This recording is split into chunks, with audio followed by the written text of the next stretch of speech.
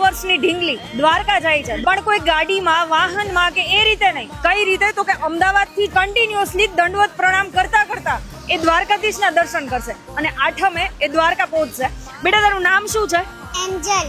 Angel. તારી ઉંમર શું છે? 6 વર્ષ. તું થાકી નથી ગઈ આ રીતે તું જાય છે તો? નહીં થાકી.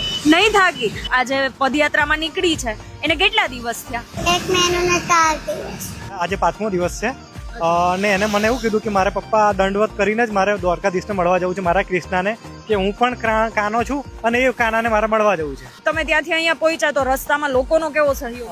સહયોગ મળ્યો છે બધાનો. અમુક જગ્યાએ તકલીફ પડી છે પર એક્સેપ્ટ કરી છે અમે. આ ઢીંગલી છે એ અમદાવાદ થી રાજકોટ સુધી પહોંચી છે, પણ હવે રાજકોટ થી દ્વારકા સુધી એને રસ્તામાં કઈ તકલીફ ના પડે તો આ વિડીયો લોકોને એટલો શેર કરો અને એટલો સપોર્ટ કરો કે જેથી કરીને આ ઢીંગલીને કે એના પરિવારને છે આ યાત્રામાં ક્યાંય અડચણ ના થાય. સર તમારો જે રૂટ છે એ એક તમે કહી દો. અહીંથી કાલાવાડ થઈને આપણે લાલપુરા થઈને કે છે ને ત્યાં થઈને જવાનું. તો કાલાવાડ લાલપુરા રસ્તામાં ક્યાંય પણ તમને આ પરિવાર છે આ ઢીંગલી છે દેખાય તો એકવાર એ ઠાકોરજીના દર્શને જરૂરથી આવજો અને એકવાર આ ઢીંગલીને મળજો જરૂર, કેમ કે એની જે શ્રદ્ધા છે એ શ્રદ્ધા કંઈક અલગ જ છે.